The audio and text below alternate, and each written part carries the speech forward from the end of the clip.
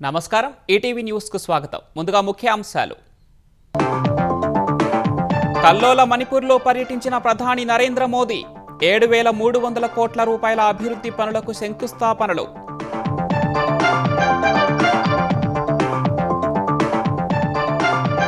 అభివృద్ధి సాధనకు శాంతి ఒక్కటే మార్గమన్న మోదీ మిజోరాంను దేశంతో అనుసంధానించే రైల్వే లైన్ను ప్రారంభించిన ప్రధాని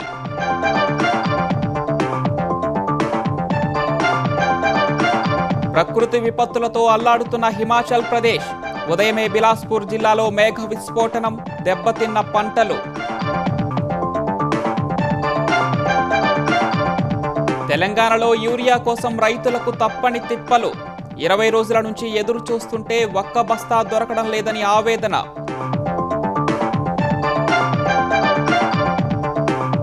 గుంటూరు జిల్లా కొత్తరెడ్డిపాలెంలో ఒకరికి మెలియాయిడోసిస్ వ్యాధి అందరికీ పరీక్షలు చేయాలని అధికారులకు మంత్రి ఆదేశాలు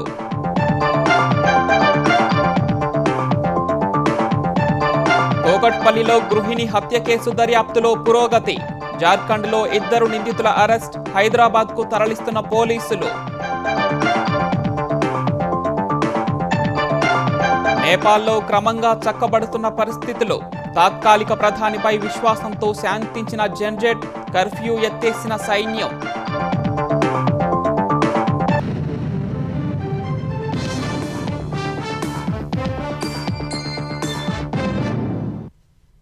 అభివృద్ధి సాధనకు శాంతి తప్ప మరో మార్గం లేదని ప్రధాని నరేంద్ర మోదీ ఉద్ఘాటించారు. జాతుల మధ్య ఘర్షణలతో అల్లాడిన మణిపూర్ సహా మిజోరాంలో మోదీ పర్యటించారు. మణిపూర్ చురాచంద్పూర్లో నిరాశ్రయులను కలుసుకున్న మోదీ ఏ ప్రాంతమైనా అభివృద్ధి చెందాలంటే శాంతి సామరస్యాలు అత్యవసరమని చెప్పారు. 2 రాష్ట్రాల్లో వేల కోట్ల రూపాయల అభివృద్ధి పనులకు మోదీ శంకుస్థాపనలు ప్రారంభోత్సవాలు చేశారు.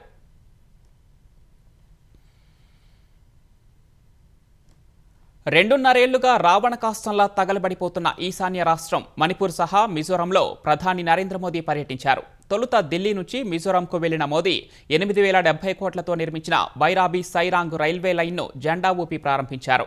51 కిలోమీటర్ల పొడవైన ఈ కారిడార్ మిజోరాంను దేశంలోని ఇతర ప్రాంతాలతో అనుసంధానిస్తుంది. ఈ మార్గంలో 153 వంతెనలు 45 సొరంగాలు ఉన్నాయి. ఉదయం లెంగ్పుయ్ ఎయిర్పోర్టుకు చేరుకున్న ప్రధాని ఐజ్వాల్లోని లంబువల్ గ్రౌండ్లో ప్రసంగించాల్సి ఉన్నప్పటికీ ప్రతికూల వాతావరణం కారణంగా ఎయిర్పోర్టు నుంచే వర్చువల్గా ప్రాజెక్టులను ప్రారంభించారు.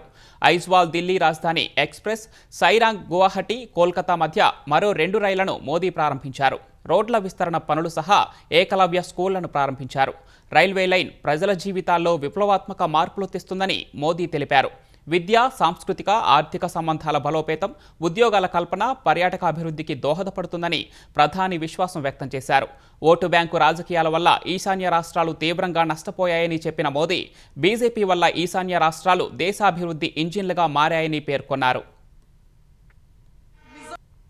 Before 2014, even daily essential like toothpaste, soap and oil were taxed at 27%.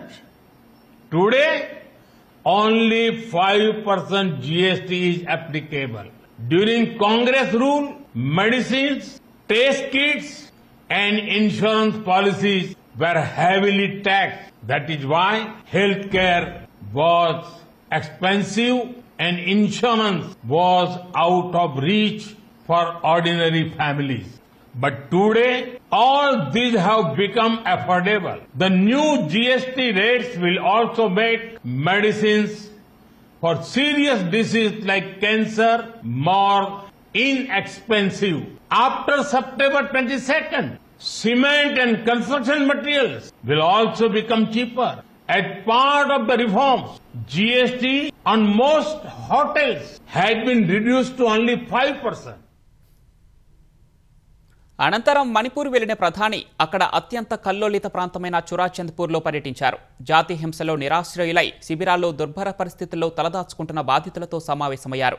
బాధిత కుటుంబాలకు చెందిన పిల్లలు ఇచ్చిన బహుమతులను స్వీకరించిన మోదీ బాధితులు చెప్పిన కష్టాలను విన్నారు. కేంద్రం తరపున చేయాల్సిన సాయం చేస్తామని వారికి భరోసా ఇచ్చారు. రాష్ట్రంలో శాంతి పునరుద్ధరణకు కట్టుబడి ఉన్నామని తెలిపారు. కొవ్వొత్తులు, ధూపం తయారీ సహా నైపుణ్య అభివృద్ధి కార్యక్రమాలతో మణిపూర్ ప్రజల జీవితాలను మెరుగుపరిచేందుకు ప్రభుత్వం ప్రయత్నిస్తోందని అధికారులు మోదీకి తెలిపారు. చురాచంద్పూర్ల పర్యటనలో భాగంగా మోదీ 7,300 కోట్ల విలువైన ప్రాజెక్టులకు శంకుస్థాపనలు చేశారు. 22,000 కోట్లతో త్వరలో మణిపూర్ను రైల్వేతో అనుసంధానిస్తామని తెలిపారు. మణిపూర్లో ప్రధాని నరేంద్ర మోదీ చేపట్టింది పిట్ స్టాప్ పర్యటన అని కాంగ్రెస్ మండిపడింది. హింస ఇన్నేళ్లుగా కొనసాగుతుంటే ప్రధాని కేవలం 3 గంటలు మాత్రమే మణిపూర్లో పర్యటించడం ఆ రాష్ట్ర ప్రజలను తీవ్రంగా అవమానపరచడమేనని దుయ్యబట్టింది. మణిపూర్లో స్వాగత వేడుకను మోదీ నిర్వహించుకోవటం, రోడ్ షో చేయటం అక్కడి ప్రజల గాయాలను మరింత క్రూరంగా పొడవటమేనని ఏఐసీసీ అధ్యక్షుడు మల్లికార్జున ఖర్గే అన్నారు. బీజేపీ ప్రభుత్వమే ప్రస్తుత పరిస్థితికి కారణమని ఆరోపించారు. ప్రజల కష్టాలు వినకుండా ప్రధాని తప్పించుకున్నారన్న ఖర్గే మోదీ రాజధర్మం ఏమైందని ప్రశ్నించారు. 864 రోజుల హింసలో 300 మంది బలికాగా 67,000 మంది నిరాశ్రయులయ్యారని గుర్తు చేశారు. మణిపూర్లో హింస చెలరేగినప్పటి నుంచి మోదీ 46 సార్లు విదేశాలకు వెళ్లి వచ్చారన్న ఆయన, కానీ మణిపూర్ ప్రజలను ఒక్కసారి కూడా పరామర్శించలేదని విమర్శించారు. మోదీ పర్యటన ఇప్పటికే ఆలస్యమైందని, చాలా కాలం క్రితమే సందర్శించి ఉండాల్సిందని కాంగ్రెస్ అగ్రనేత ప్రియాంక గాంధీ అన్నారు.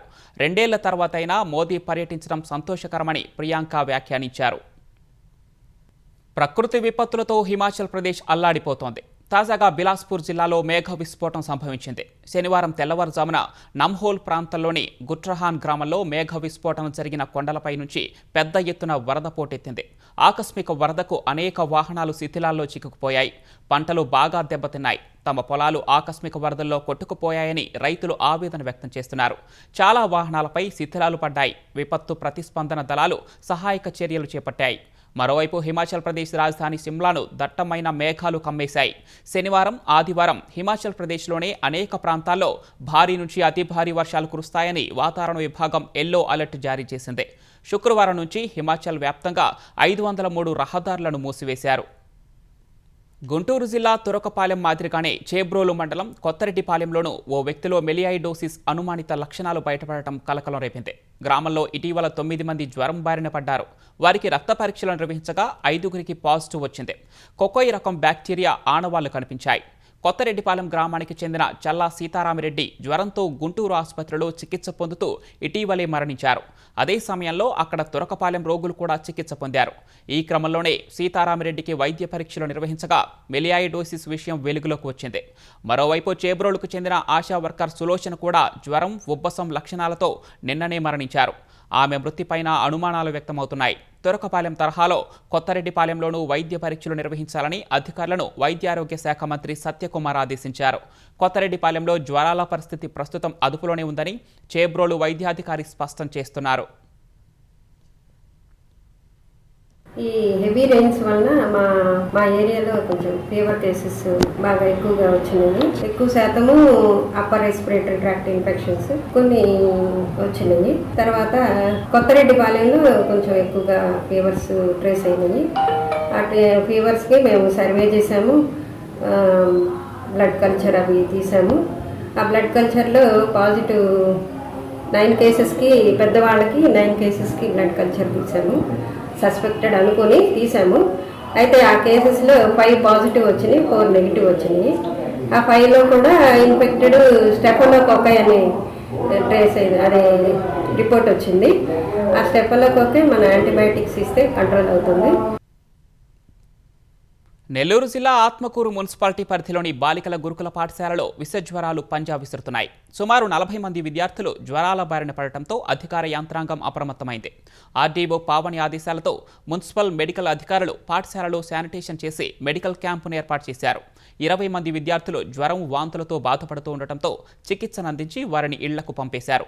మిగతా 20 మంది బాలికలకు స్వల్ప జ్వరం లక్షణాలు ఉండటంతో స్కూళ్లలోనే చికిత్స అందిస్తున్నారు. స్కూల్ పక్కనే డంపింగ్ యార్డు ఉండటం వల్లే దోమలు విపరీతంగా పెరిగిపోయి విద్యార్థినులకు జ్వరాలు వస్తున్నాయని ప్రిన్సిపల్ తెలిపారు. ఇక్కడ పిల్లలకి దాదాపు ఒక వారం రోజుల నుంచి ఫీవర్స్ ఎక్కువ సంఖ్యలో వస్తున్నాయి. అయితే మేము దానికి తగు చర్యలు కూడా తీసుకుంటా ఉన్నాము. మేము ఆర్డీఓ మేడం గారి దగ్గరికి వెళ్ళినప్పుడు కూడా మేము చెప్పున్న మేడం గారు కూడా స్పందించారు. అలాగే మేము పిహెచ్సి డాక్టర్ అస్మా గారికి కూడా ఈ విషయం తెలియజేయడం అయింది. మేడం స్పందించి వెంటనే వచ్చి ఇక్కడ పిల్లలందరికీ చెక్ చేసి ఆమె స్వయంగా చెక్ చేసి ట్యాబ్లెట్స్ ఇవ్వడము, కొంత ఈగల వల్ల మనకి ఇక్కడ ఉండే డంప్ యార్డ్ వల్ల కొన్ని ఈగలు ఎక్కువగా ఉండడము, లేదా సీజనల్ క్లైమేట్ చేంజింగ్స్ వల్ల వర్షాలు పడుతుండడం, ఈ ఉండే చుట్టుపక్కల ప్రాంతాల్లో కూడా కొన్ని ఆ గుంటల్లో నీళ్ళు ఏర్పడడం కూడా మనకి ఇక్కడ చూస్తూ ఉన్నాము. దానికి కూడా మేడం గారు కొంచెం బ్లీచింగ్ ఆయిల్ స్ప్రే చేయించుకోమని చెప్పి వెళ్ళున్నారు. ఆ చర్యలు కూడా మేము తీసుకుంటా ఉన్నాము. పిల్లలు డార్మెటరీ వరకు మెషర్లన్నీ కొట్టించేసి ఎటువంటి మస్కిటో బ్రీడింగ్ లేకుండా అయితే మేము చర్యలు తీసుకుంటా ఉన్నాము.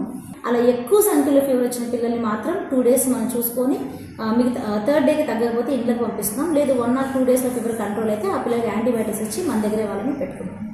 విజయవాడలో డయేరియా వల్ల ఎలాంటి మరణాలు సంభవించలేదని పురపాలక శాఖ మంత్రి నారాయణ స్పష్టం చేశారు. ప్రజలెవరూ వదంతులు నమ్మవద్దని విజ్ఞప్తి చేశారు. డయేరియా ప్రబలిన న్యూ రాజరాజేశ్వరిపేటలో మంత్రి పర్యటించారు. స్థానిక పాఠశాలలో ఏర్పాటు చేసిన డయేరియా మెడికల్ క్యాంప్, కొత్త ప్రభుత్వ ఆసుపత్రిలో బాధితులను పరామర్శించారు. వారి ఆరోగ్య పరిస్థితిని అడిగి తెలుసుకున్నారు. అనంతరం కలెక్టరేట్లో సమీక్ష నిర్వహించిన నారాయణ డయేరియాకు మూలం ఎక్కడనే దానిపై దృష్టి పెట్టాలని అధికారులకు ఆదేశాలు జారీ చేశారు. డయేరియా ప్రభావిత ప్రాంతాల్లో వాటర్ క్యాన్ల ద్వారా తాగునీటి సరఫరా చేస్తున్నామని మంత్రి నారాయణ తెలిపారు. బట్ వాటర్ వల్ల వచ్చి ఉండొచ్చు అనేది యాక్చువల్గా ఎక్స్పెక్ట్ చేస్తున్నాం. దానికి శాంపిల్స్ కూడా పంపించారు. కల్చరల్ టెస్ట్ హైదరాబాద్ కూడా పంపించారు. రేపు ఈవినింగ్ యాక్చువల్గా టెస్ట్ వస్తాయి. అయితే ఈ లోపల ప్రికాషనరీగా ఏదైతే ఎక్కడి నుంచి అయితే వాటర్ మున్సిపాలిటీ వాళ్ళు సప్లై చేస్తున్నారో దాన్ని ఆపడం జరిగింది. ప్రతి ఇంటికి యాక్చువల్గా వాటర్ క్యాన్స్ బబుల్స్ ఇవ్వడం జరిగింది.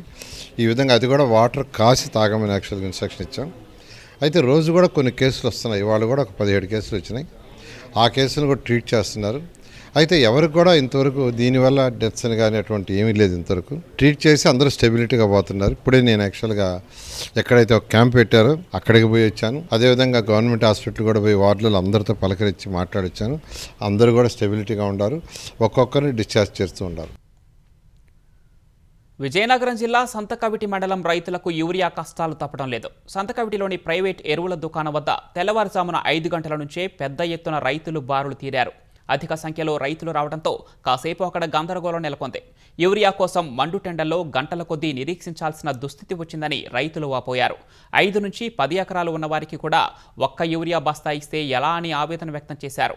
శ్రీకాకుళం జిల్లా బూర్జి మండలం పాలవలస సచివాలయం వద్ద యూరియా కోసం రైతులు ఎగబడ్డారు.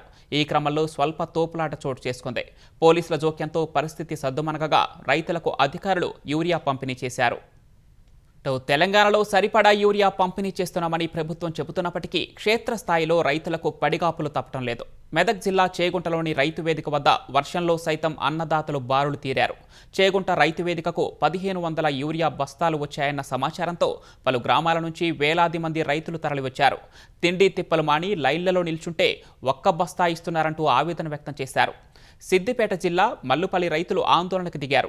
లింగుపల్లి కూడలిలోని గజ్వేల్ దుబ్బాక రహదారిపై బైఠాయించారు. సుమారు గంట పాటు ట్రాఫిక్కు అంతరాయం ఏర్పడింది. పోలీసుల జోక్యంతో రైతులు ఆందోళన విరమించారు. సూర్యాపేట జిల్లా నడిగూడెంలో పీఎస్సీ వద్ద యూరియా కోసం రైతుల పడిగాపులు కాశారు. చెప్పులు క్యూ లైన్లలో పెట్టి వేచి ఉన్నారు.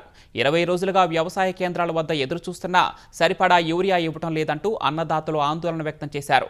కామారెడ్డి జిల్లా బీబీపేట మండలంలోని పీఏసీ వద్ద అర్ధరాత్రి నుంచి రైతులు భారీగా క్యూ లైన్లు కట్టారు. ఉదయం సొసైటీ సిబ్బంది వచ్చి టోకెన్లు పంపిణీ చేసే క్రమంలో ఉద్రిక్తత నెలకొంది. ఘటనా స్థలానికి చేరుకున్న పోలీసులు పరిస్థితి అదుపు చేసే ప్రయత్నం చేశారు. ఈ క్రమంలోనే రైతులకు పోలీసులకు మధ్య వాగ్వాదం జరిగింది. ఈ నేపథ్యంలో పోలీస్ స్టేషన్కు వచ్చి టోకెన్లు తీసుకోవాలని రైతులకు పోలీసులు సూచించారు. పోలీస్ స్టేషన్ ఆవరణలో రైతులను ఎండలో కూర్చోబెట్టి టోకెన్లను పంపిణీ చేశారు. ఈ సమయంలో ఓ రైతు సొమ్మసిల్లి పడిపోగా అతన్ని ఆసుపత్రికి తరలించారు. ఒక పోలీస్ స్టేషన్ లా ఎక్కడ లేని విధంగా ఒక బీపేట పోలీస్ స్టేషన్ లో తీసుకొచ్చి పోలీసులు లోపటేసి సిట్టీలు ఇస్తారంటే ఇది ఎంత ఘోరమైన వ్యవస్థ. వ్యవసాయం చేసుకున్న వాళ్ళ పంట వాళ్ళు కష్టపడి ఒక రైతులు అనేది ఒక రైతును రాజు చేయాలనుకునేది ఇదేనా? ఇదేనా వాళ్ళకు చూపెట్టే చుక్కలు మనము. ఇలా వచ్చి ప్రొద్దున 4 గంటలకు వచ్చి సొసైటీ కాడ చెప్పులు పెట్టుకొని కూకుంటే పోలీసు వాళ్ళు వచ్చారు, ఆపి మంది మాత్రం వీళ్ళు 4 కొట్టుకున్నారు, మేము ఆలం కొట్టినాము. బగ్గనే లొల్లులైనాయి. ఇక నేరస్తులే కదా అందరూ ఒక 1000 మంది రైతులను తీసుకొచ్చి నేరస్తులకి ఇక్కడ కూకున్నాము, కూకబెట్టిర్రు. ఈడ టోకెన్లు ఇస్తారు, ఆడ మసాలు ఇస్తారు. ఇంకా మసాలా వచ్చి 1000 మంది కంటే ఆడ 800 మందికి మసాలా ఉన్నది అంటారు. మసాలా అంత కూడా మాకు తెలుస్తలేదు. మావోయిస్టు పార్టీ కేంద్ర కమిటీ సభ్యురాలు మోస్ట్ వాంటెడ్ జాబితాలో ఉన్న సుజాతక్క అలియాస్ పోతుల కల్పన తెలంగాణ పోలీసుల ఎదుట లొంగిపోయారు. హైదరాబాద్లోని డీజీపీ కార్యాలయంలో సుజాత లొంగుబాటును తెలంగాణ డీజీపీ జితేందర్ ప్రకటించారు. గత 43 ఏళ్లుగా మావోయిస్టు పార్టీలో అజ్ఞాతంలో పనిచేసిన సుజాతపై 25 లక్షల రివార్డు ఉందని, ఆ రివార్డు మొత్తాన్ని డీడీ రూపంలో ఆమెకే అందజేస్తామని తెలిపారు. ఆమెకు పునరావాస పథంలో భాగంగా అన్ని ప్రయోజనాలు అందేలా చూస్తామని చెప్పారు. గద్వాలకు చెందిన సుజాతక్క నక్సల్స్లో చేరిన తర్వాత 1984లో మల్లోజుల కోటేశ్వరరావు అలియాస్ కిషన్ జీవిని వివాహం చేసుకున్నారని తెలిపారు. 2011 నవంబర్లో జరిగిన ఎన్కౌంటర్లో కిషన్ జీ చనిపోయారని గుర్తు చేశారు. ప్రస్తుతం సిపిఐ మావోయిస్టులో తెలంగాణకు చెందిన 78 మంది మాత్రమే ఉన్నారని డీజీపీ వివరించారు. 15 మంది కేంద్ర కమిటీ సభ్యుల్లో 10 మంది తెలంగాణకు చెందిన వారు ఉన్నారని తెలిపారు. Senior leader of CPI Maoist, Potla Padmavati, alias Kalpana, alias Sujata, Central Committee member, surrender చూపిస్తున్నాము. She has told that health బాగాలేదు, దానికోసం బెటా వచ్చాము. This surrender will not happen in a day or two. Safe దారి కూడా చూస్తారు, మేము కూడా చూస్తాము వస్తారా లేదా అండ్ ఎట్లా ట్రీట్ చేయాలి. So all these things it take some time. It is not that suddenly they will come out and surrender. Hyderabad Kukatpally Swan Lake అపార్ట్మెంట్లో కలకలం రేపిన గృహిణి రేణు అగర్వాల్ హత్య కేసును పోలీసులు ఛేదించారు. ముమ్మర దర్యాప్తు చేసిన పోలీసులు ఈ హత్యకు పాల్పడిన ఇద్దరిని జార్ఖండ్లో పట్టుకున్నారు. ఈ మేరకు హర్ష, రోషన్ అనే ఇద్దరిని హైదరాబాద్కు తీసుకురానున్నారు. కోల్కతాకు చెందిన రాకేష్, రేణు అగర్వాల్ దంపతుల వద్ద పని మనిషిగా చేరిన హర్ష అతడి స్నేహితుడు రోషన్తో కలిసి పక్కా ప్రణాళికతో యజమాని రేణు అగర్వాల్ను దారుణంగా హత్య చేసినట్టు పోలీసులు తేల్చారు. అనంతరం అదే ఇంట్లో స్నానం చేసి దుస్తులు మార్చుకొని యజమాని ద్విచక్ర వాహనంపైనే పారిపోయారు. ఈ కేసును సవాల్గా తీసుకున్న పోలీసులు నగరంలోని సీసీ కెమెరాల ద్వారా జల్లెడ పట్టారు. 5 బృందాలుగా ఏర్పడి ముమ్మరంగా దర్యాప్తు చేశారు. ఇందులో భాగంగా నిందితులు జార్ఖండ్కు పారిపోయినట్లు తెలుసుకొని ఓ పోలీసు బృందం అక్కడికి వెళ్ళింది. పక్కా సమాచారంతో హంతకులను అక్కడే పట్టుకున్న బృందం వారిని హైదరాబాద్కు తీసుకొస్తోంది. అనుమానంతో భార్యను చంపిన భర్త తర్వాత ఆత్మహత్యాయత్నానికి పాల్పడిన ఘటన ప్రకాశం జిల్లా మర్రిపూడి మండలంలో చోటు చేసుకుంది. రేగలగడ్డకు చెందిన మర్రిపూడి నారాయణ భార్య జయమ్మపై అనుమానం పెంచుకొని తరచూ గొడవ పడేవాడు. ఈ నేపథ్యంలోనే శుక్రవారం రాత్రి నారాయణ జయమ్మపై దాడి చేసి కత్తితో గొంతు కోశాడు. ఆమె మరణించిన తర్వాత తాను అదే కత్తితో గొంతు కోసుకొని ఆత్మహత్యాయత్నం చేశాడు. ఉదయం బంధువులు వచ్చి చూడగా ఇద్దరూ రక్తపు మడుగులో పడి ఉన్నారు. వెంటనే బంధువులు పోలీసులకు సమాచారం ఇచ్చారు. జయమ్మ అప్పటికే మృతి చెందగా నారాయణ కొన ఊపిరితో ఉన్నారు. నారాయణను హుటాహుటిన కొండేపి ప్రభుత్వ ఆసుపత్రికి తరలించారు. ఈ ఘటనపై కేసు నమోదు చేసుకున్న పోలీసులు దర్యాప్తు చేస్తున్నారు.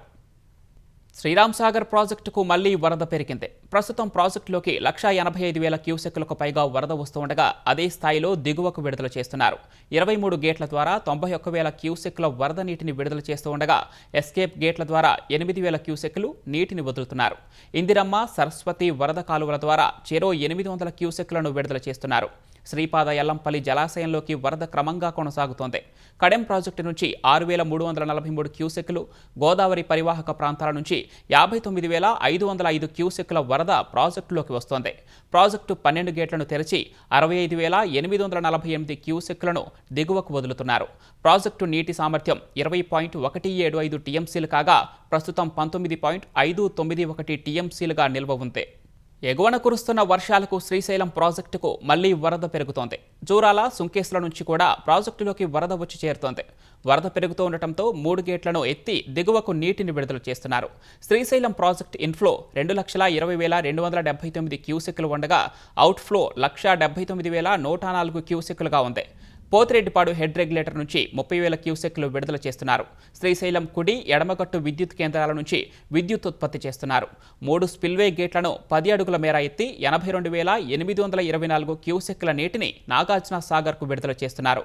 శ్రీశైలం ప్రాజెక్టు పూర్తి స్థాయి నీటి మట్టం 885 అడుగులు కాగా ప్రస్తుతం నీటి మట్టం 883.90 అడుగులకు చేరుకుంది. మెదక్ జిల్లా సింగూర్ ప్రాజెక్టు నుంచి నీటిని దిగువకు విడుదల చేస్తూ ఉండగా ప్రసిద్ధ పుణ్యక్షేత్రం ఏడుపాయల ఆలయాన్ని మరోసారి మూసివేశారు. ఆలయం ముందున్న నదీపాయ ఉధృతంగా ప్రవహిస్తూ ఉండగా భక్తుల భద్రత దృష్ట్యా ఆలయ అర్చకులు తాత్కాలికంగా గుడిని మూసివేశారు. రాజగోపురంలో అమ్మవారి దర్శనాన్ని కల్పిస్తున్నారు. తెల్లవారుజామునే ఆలయ అర్చకులు గర్భగుడిలోకి వెళ్లి అమ్మవారికి అభిషేకం, సహస్రనామార్చన, కుంకుమార్చన, నైవేద్యం, ప్రత్యేక పూజ నిర్వహించారు. వరద ఉధృతి తగ్గగానే అమ్మవారి మూల విరాట్ దర్శనం కల్పిస్తామని ఆలయ ఈవో చంద్రశేఖర్ తెలిపారు. అల్బేనియా ప్రధానమంత్రి ఎడి రామా సంచలన నిర్ణయం తీసుకున్నారు. కృత్రిమ మేధ ఏఐకి ఏకంగా మంత్రి పదవిని అప్పగించారు. అవినీతి నిర్మూలనకు ఏఐ మంత్రి కృషి చేస్తారని ఆయన ప్రకటించారు. ఇందుకు సాంకేతిక దిగ్గజం మైక్రోసాఫ్ట్ సాయం తీసుకున్నట్లు వివరించారు. డిఎల్లా అనే పేరుతో రూపొందించిన వర్చువల్ వ్యక్తి కొత్త ఏఐ మంత్రిగా పనిచేస్తారని ప్రధాని ఎడి రామా వివరించారు. అల్బేనియా భాషలో సూర్యుడిని స్త్రీ రూపంలో డిఎల్లా అని పిలుస్తారు. డిఎల్లా మంత్రివర్గంలో సభ్యురాలు అయిందని, భౌతికంగా కనిపించకపోయినా వర్చువల్గా ఉంటుందని ప్రధాని ఎడి రామా ఫేస్బుక్లో పోస్టులో వెల్లడించారు. ఎడి రామా సోషలిస్ట్ పార్టీ మే 11 జరిగిన పార్లమెంటరీ ఎన్నికల్లో 140 సీట్లకు గాను 83 చోట్ల గెలిచి 4వ అధికారం కైవసం చేసుకుంది. ఆ సందర్భంగా పబ్లిక్ టెండర్లలో 100% పారదర్శకత కోసం డిఎల్లా పనిచేస్తుందని ప్రధాని వివరించారు. ఏఐతో సృష్టించిన డిఎల్లా బాట్ పబ్లిక్ టెండర్లను 100% అవినీతి రహితంగా మార్చడంలో దోహదపడుతుందని వెల్లడించారు. ఇదే సమయంలో ప్రభుత్వ పనుల్లో వేగం, పూర్తి పారదర్శకత పెంచేందుకు సహాయపడుతుందన్నారు. Antarja e parë jo fizikisht e pranishme, por virtualisht e krijuar nga inteligjenca artificiale e një qeverie, do të ketë në mbështetje një strukturë të posaçme për adoptimin e inteligjencës artificiale në proceset qeverisëse, si dhe një mandat të posaçëm për të shëmbur barrierat e paragjykimeve, frikrave dhe më rëndom akoma ngurtësisë së administratës dhe për të ndikuar sa më fort ritmin e proceseve të qeverisjes. Nepal తాత్కాలిక ప్రధానిగా supreme court మాజీ ప్రధాన న్యాయమూర్తి justice Susheela కార్కి బాధ్యతలు స్వీకరించిన తర్వాత అక్కడ పరిస్థితులు కుదుటపడుతున్నాయి. జెన్జెట్ ఆందోళనలతో అల్లకల్లోలమైన నేపాల్లో ఉద్రిక్తతలు తగ్గడంతో సైన్యం కర్ఫ్యూ ఎత్తివేసింది. రాజధాని కాఠ్మండు సహా ఇతర ప్రాంతాల్లో విధించిన కర్ఫ్యూ, ఇతర ఆంక్షలను సైతం తొలగించినట్లు నేపాల్ సైనిక ప్రతినిధి ప్రకటించారు. రోజువారీ పనులను చేసుకునేందుకు ప్రజలకు అనుమతినిస్తున్నారు. కొద్ది రోజులుగా మూతపడిన దుకాణాలు, మార్కెట్లు, షాపింగ్ మాల్లు తెరుచుకున్నాయి. రహదారులపై జనజీవనం సాధారణ స్థితికి చేరుకుంది. ఉద్యమకారుల నిరసన సెగల్లో కాలిపోయిన ప్రభుత్వ కార్యాలయాలకు మరమ్మతులు చేస్తున్నారు. ఆందోళనకారులు పారవేసిన వస్తువుల తొలగింపు చురుగ్గా కొనసాగుతోంది. జెన్జెట్ నిరసనల కారణంగా ఒక భారతీయురాలు సహా మొత్తం 51 మంది మరణించినట్లు నేపాల్ పోలీసులు వెల్లడించారు. న్యాయ చరిత్రలో భాగమైన ముఖ్యమైన పత్రాలు దాదాపు ధ్వంసమయ్యాయని నేపాల్ సుప్రీంకోర్టు వెల్లడించింది. అటు నేపాల్ తాత్కాలిక ప్రధాని సుశీలా కార్కి ఎంపిక ఆన్లైన్లో జరిగినట్లు తెలుస్తోంది. డిస్కార్డ్ యాప్ ద్వారా నేపాల్ యువత కార్కీని ఎంచుకున్నారని అక్కడి మీడియా కథనాలు వెల్లడించాయి. నిరసనల కోసం జెన్జెట్ యువత డిస్కార్డ్ యాప్ పైనే ఆధారపడింది. డిస్కార్డ్ సర్వర్లో 130,000 మంది సభ్యులు ఉన్నట్లు తెలుస్తోంది. ఈ యాప్లో నిర్వహించిన పోల్లో ఎక్కువ మంది కార్కీకి ఓటు వేశారు. అయితే ఈ యాప్లో ఓటింగ్లో పాల్గొన్న వారంతా నేపాల్కు చెందినవారు కాకపోవచ్చని తెలుస్తోంది. నేపాల్ తాత్కాలిక ప్రధానమంత్రిగా ఎన్నికైన జస్టిస్ సుశీలా కార్కీకి ప్రధాని నరేంద్ర మోదీ శుభాకాంక్షలు తెలిపారు. ఈ మేరకు ఎక్స్ వేదికగా కార్కీకి మోదీ అభినందనలు తెలిపారు. పొరుగు దేశంలోని ప్రజల శాంతి, శ్రేయస్సు, పురోగతికి భారత్ ఎప్పుడూ కట్టుబడి ఉంటుందని ప్రధాని పేర్కొన్నారు. తాత్కాలిక ప్రభుత్వానికి ప్రధానమంత్రిగా బాధ్యతలు స్వీకరించిన సుశీలా కార్కీకి శుభాకాంక్షలంటూ ప్రధాని రాసుకొచ్చారు. సామాజిక మాధ్యమాల నిషేధంతో మొదలై అవినీతికి వ్యతిరేక ఉద్యమంగా మారిన నేపాల్ ఆందోళనలు హింసాత్మకంగా మారాయి. ప్రధాని కేపీ శర్మ సహా పలువురు మంత్రులు తమ పదవులకు రాజీనామా చేశారు. దీంతో నేపాల్ తాత్కాలిక ప్రధానిగా మాజీ ప్రధాన న్యాయమూర్తి జస్టిస్ సుశీలా కార్కి నియమితులయ్యారు. ముఖ్యాంశాలు మరొకసారి. కల్లోల మణిపూర్లో పర్యటించిన ప్రధాని నరేంద్ర మోదీ 7,300 కోట్ల రూపాయల అభివృద్ధి పనులకు శంకుస్థాపనలు.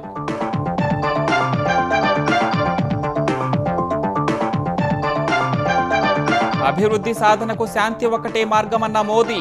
మిజోరంను దేశంతో అనుసంధానించే రైల్వే లైన్ను ప్రారంభించిన ప్రధాని.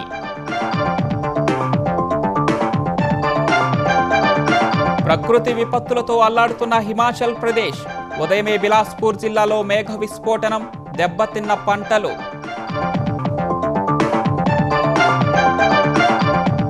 తెలంగాణలో యూరియా కోసం రైతులకు తప్పని తిప్పలు. 20 రోజుల నుంచి ఎదురు చూస్తుంటే ఒక్క బస్తా దొరకటం లేదని ఆవేదన.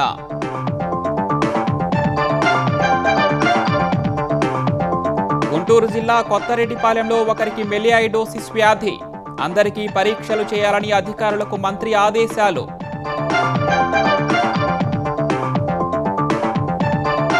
కోకట్పల్లిలో గృహిణి హత్య కేసు దర్యాప్తులో పురోగతి. జార్ఖండ్లో 2 నిందితుల అరెస్ట్. హైదరాబాద్కు తరలిస్తున్న పోలీసులు. నేపాల్లో క్రమంగా చక్కబడుతున్న పరిస్థితులు. తాత్కాలిక ప్రధానిపై విశ్వాసంతో శాంతించిన జన్జెట్. కర్ఫ్యూ ఎత్తేసిన సైన్యం.